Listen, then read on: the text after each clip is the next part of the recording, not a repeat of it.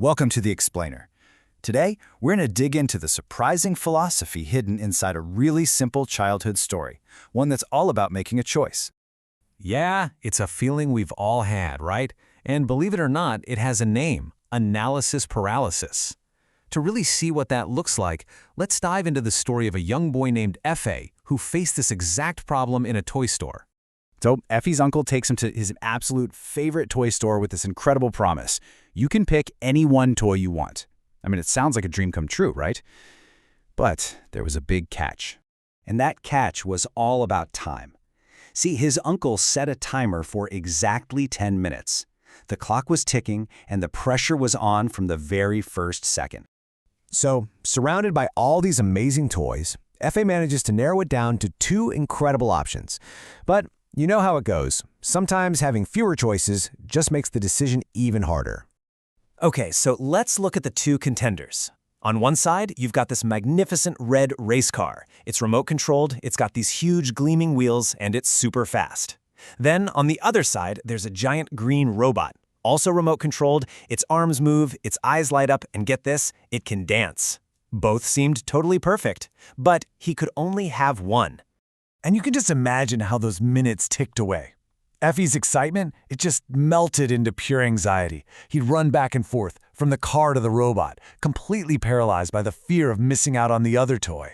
Now, what's really interesting here is what was going on in his head. See, he wasn't just trying to pick a toy he wanted. No, he was trying to pick the perfect toy, the best one. That was the mission. And so, when the final second ticked away, F.A. was just standing there, right between both toys, his hands completely empty. In his quest for the perfect choice, he ended up with no choice at all. But the story doesn't stop there. This is where it gets really fascinating. Effie's dilemma was presented to a group of kids in a philosophy for children workshop. And wow, their insights were, well, they were profound. So their first reactions were all over the place, and so relatable.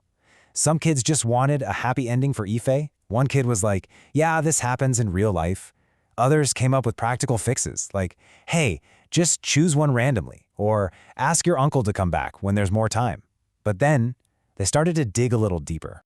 And this is where they hit the nail on the head. One of the kids totally reframed the problem. They said the goal shouldn't be about choosing the best one, but about choosing what you want more. It's not about objective perfection, it's about subjective desire. Brilliant, right? And what they were describing is a classic case of what we call analysis paralysis. I mean, these kids, without even knowing the term, had perfectly diagnosed Aoife's problem. It's that overthinking, that fear of making a less than perfect choice that stops you from making any choice at all. But the conversation didn't stop there. It took this really cool turn, shifting away from the toys themselves and focusing on the tool we all use to choose, our inner voice, our gut. Okay, so the kids pretty much all agreed on a guiding principle. When you're choosing, you should listen to your inner voice. Makes sense, right? But agreeing on that just opened up a much bigger, trickier question. And that question was this: does our inner voice always tell the truth? This is where the room really got divided. Can you always trust that gut feeling, or can it actually lead you down the wrong path? And two really interesting sides of the argument came out. On one side, some kids said, look, even if it's wrong, you should listen to it. It's your decision, and the other choice could have been wrong too. But then another kid chimed in with something totally different, saying that sometimes that inner voice can just be annoying. It can be the source of the whole problem. So, this led them to a really crucial question. If our inner voice can be flawed or annoying or even just plain wrong, can we train it? Is it possible to make our intuition a better, more reliable guide? So think about that journey. We went from a boy in a toy store all the way to a deep philosophical debate. And what this simple story shows us is that the pressure to be perfect can be totally paralyzing.